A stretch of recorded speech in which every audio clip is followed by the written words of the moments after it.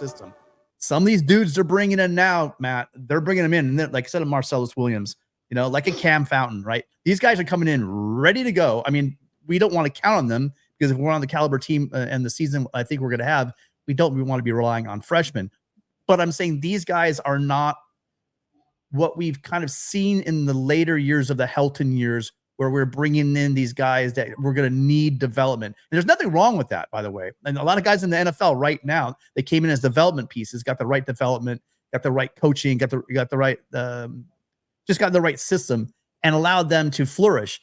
There's nothing wrong with that. But I'm saying when you look at schools like Ohio State, like Georgia, Alabama, these schools, they bring in dudes that can play right away. And so we're starting to see those guys. That's all I meant by the freshman thing. But yeah, great point about Mason Murphy and Prangley and who'd you say on defense? Nate Clifton. And Nate Clifton from Vanderbilt. So yeah, I mean, all great ideas too. Yeah.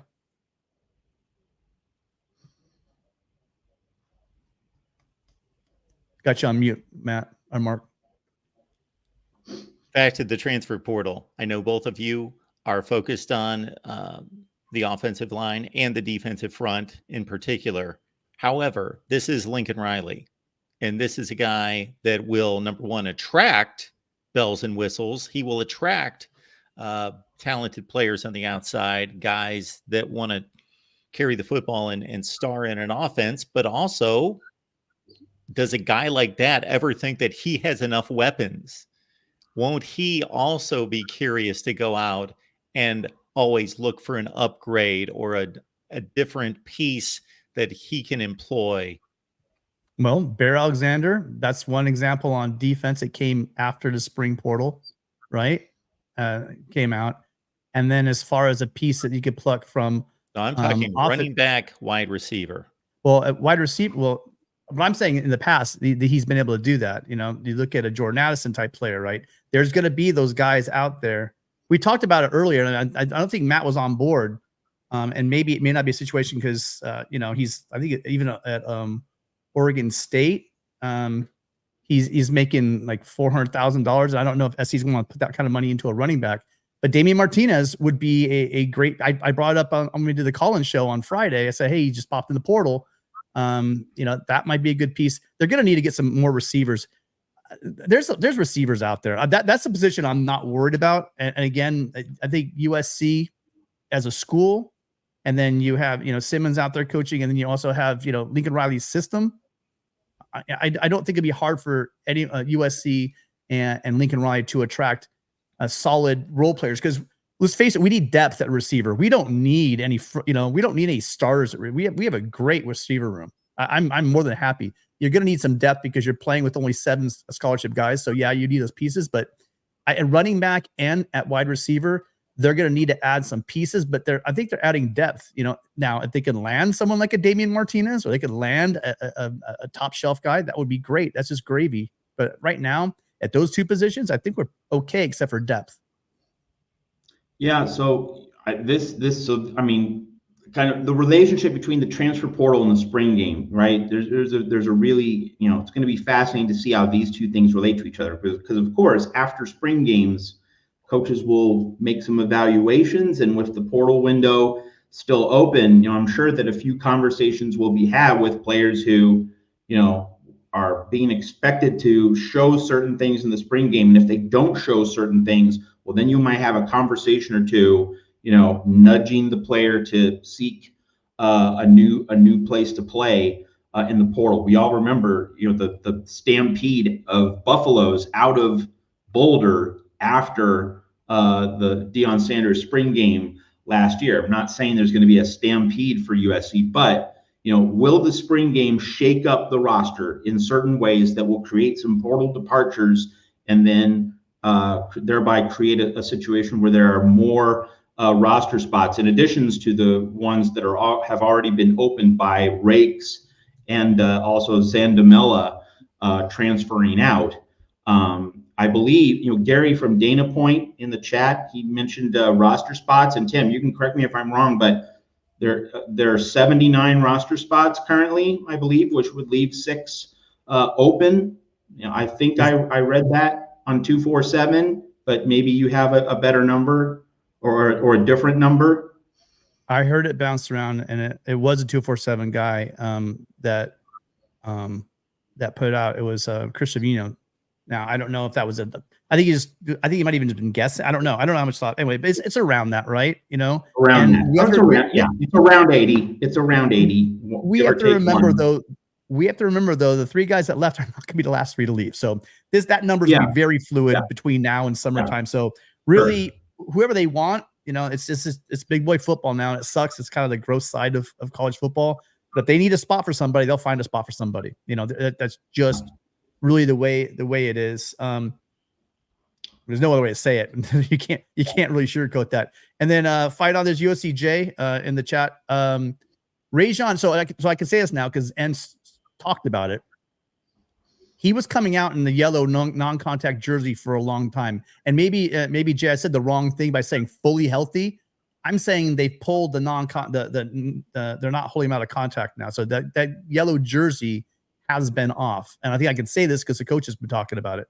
So although he's not fully healthy, he is full participant in practice now. He's not wearing that yellow non-contact jersey. So that's 79 number. That's significant. That's a positive for this coaching staff. Most of the conversations I'm having with the likes of you two, but with other teams, is that most of these teams are over their scholarship limit and they're scrambling to cut back. Yeah, USC is definitely not in that position. One other player health note, just to quickly duck in. And Tim mentioned the name very briefly earlier in the show. John Humphrey, the transfer cornerback from UCLA, he will not be available for this spring game. And I made the note at Trojans Wire earlier today that, like, if you want a guy you don't want a guy to miss a spring game, but like if you're going to have a guy miss a spring game, it should be exactly that kind of player, because Humphrey already knows Danton Lynn's system. So like he doesn't need the reps. He doesn't need the teaching on the field in a spring game live situation. So like that's not really a hardship for USC. As long as he's healthy for August and then for week 1 against LSU, that's all that matters. You don't need to see John Humphrey in a spring game, but he won't be available. In terms of another spring portal and spring game combination note, let's look at the wide receivers. You know, we saw them dazzle in the Holiday Bowl, and Tim made the point that Miller Moss, he was working with the twos.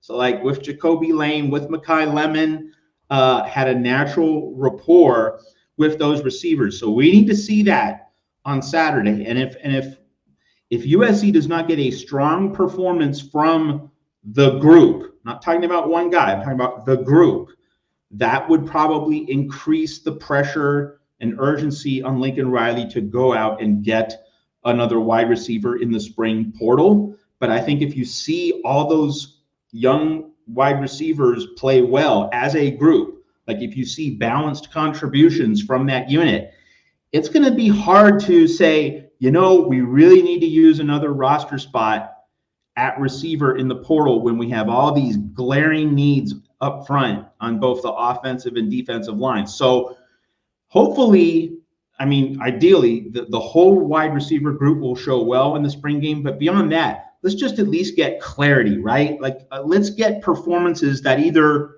for better or worse, you know, better, we know that you're going to be a starter or at least a lead contributor, but for worse, like if you don't play well and it's clear that, you know what, you actually shouldn't be on the roster, you can then go and leave through the spring portal window and we can get an upgrade at that position. So as long as there can be clarity, right? Because there was not clarity last year in terms of, on the defensive side of the ball, in terms of the coaching staff making evaluations. Now, of course, we have a new defensive staff, and having this collaborative model that I've talked about a lot here at the Voice of College Football, where it's not as though the decisions are flowing through one guy the way they did the last 2 years, but now it's going to be a village. It's going to be Lynn collaborating with Coach Henney, with Entz, with Belk, with Taylor Mays. Hopefully that collaborative model will arrive at better evaluations. But just the larger point is, just hopefully we'll have clarity on whether players do or don't measure up, and that can help USC juggle more roster spots with the flexibility that it has in the spring portal window coming out of the spring game this Saturday. We appreciate you all being here at the Voice of College Football. This is what we do each and every Monday, 10 Eastern, 7 where it counts on the West Coast. Of course, the USC spring game is coming up this Saturday, I believe at 4 Eastern, 1 Pacific. I believe that's the time that I saw. That means I'll be there at 10. It's either 1 or noon. Okay. Yeah, I think it is 1. I'll be there at 10. So if you guys are there, I'll see you there early.